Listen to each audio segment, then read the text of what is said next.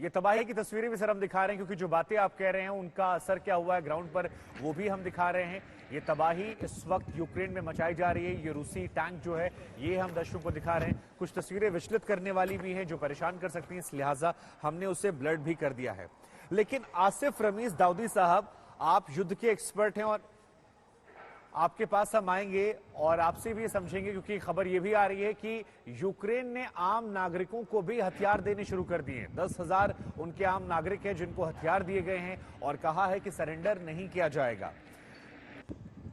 कुल मिलाकर स्थिति देखिए बहुत ज्यादा भयावह हो गई है। दोनों तरफ से एक्शन और उसका रिटेलिएशन जो है वो देखने को मिल रहा है और इन सब के बीच में अब पूरी दुनिया की निगाहें यहां पर टिकी हुई हैं। अशोक सज्जनहार साहब, यूक्रेन के हवाले से ये कहा गया था कल, क्योंकि आसिफ साहब अभी जुड़े नहीं हमारे साथ, कोशिश करेंगे उनसे संपर्क साधें फिर उनके पास जाएं। एक सवाल भारत के कॉन्टेक्स्ट में पूछ लेता हूं मैं, भारत का रोल इसमें कितना ज्यादा अहम हो जाता है? क्योंकि जो बाइडेन से कहा गया, उन्होंने भी कहा कि भारत से हम बातचीत करेंगे इस विषय में, रूस के साथ भी हमारे रिश्ते अच्छे हैं और यूक्रेन भी हमसे उम्मीद लगाए बैठा है। वो कह रहा है कि देखिए हस्तक्षेप कीजिए, आपके संबंध अच्छे हैं, ये जो विनाश हो रहा है इसे रोकिए। जी बिल्कुल ठीक आप कह रहे हैं। जो भारत का रोल मेरे विचार से बहुत अहम हो जाता है, क्योंकि न केवल जैसे आपने बताया बिल्कुल ठीक है, हमारे संबंध रूस के साथ बहुत अच्छे हैं, बहुत पुराने हैं, सामरिक हैं। 1950-55 जब से वो क्रुश्चेव और बुल्गानिन यहाँ पर आए थे तब से, और जब से प्रधानमंत्री नेहरू वहाँ पर गए थे मॉस्को में और जगह पर, तो तब से हमारे संबंध बहुत अच्छे हैं और हमेशा अच्छे रहे हैं। अभी जब सोवियत संघ का विघटन हुआ उसके बाद थोड़े से उतार चढ़ाव आया है, परंतु जब से राष्ट्रपति पुतिन आए हैं 2000 से, तो पिछले 20-22 साल में हमारे संबंध बहुत मजबूत हुए हैं। चाहे हम उनसे इंपोर्ट करते हो मिलिट्री हार्डवेयर या और चीजें, या हमारा और कोऑपरेशन हो, जैसे न्यूक्लियर पावर प्लांट्स। केवल रूस ही है जिसने यहाँ पर भारत में आकर अभी 3-4 न्यूक्लियर रिएक्टर्स एस्टैब्लिश किए हैं। अमेरिका के साथ भी पिछले 20 साल से हमारे संबंध और बेहतर होते जा रहे हैं।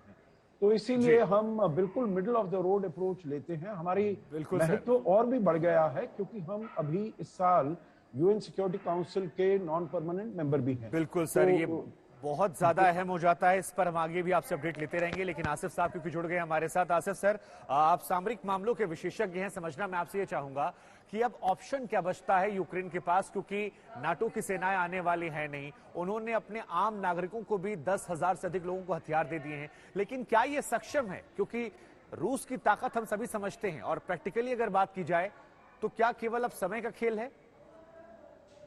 शुभंकर भाई, कई पहलू हैं इसके। ऑप्शंस अभी यूक्रेन के पास या ज़ेलेंस्की के पास बहुत ज़्यादा है नहीं। सबसे पहली चीज़ जो है, अभी जो खबरें मैं सुन रहा था और आपने भी दिखाया कि किस तरह से लगभग 137 लोगों की जानें गई हैं, जो बहुत ही अफसोस की बात है। कुछ दिनों पहले तक ऐसा लग रहा था कि शायद ब्लडलेस ये वॉर हो जाए और लोगों की जानें बच जाएं, लेकिन ये सिचुएशन बड़ी गंभीर लग रही है।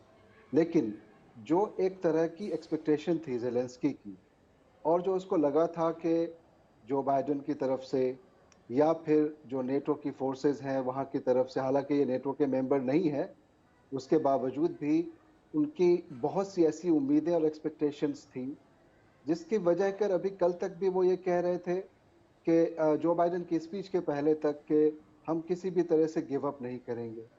फिर हमने देखा कि कल वो ज़ेलेंस्की खुद जो है वो नज़र भी नहीं आए, सीन में कहीं थे नहीं।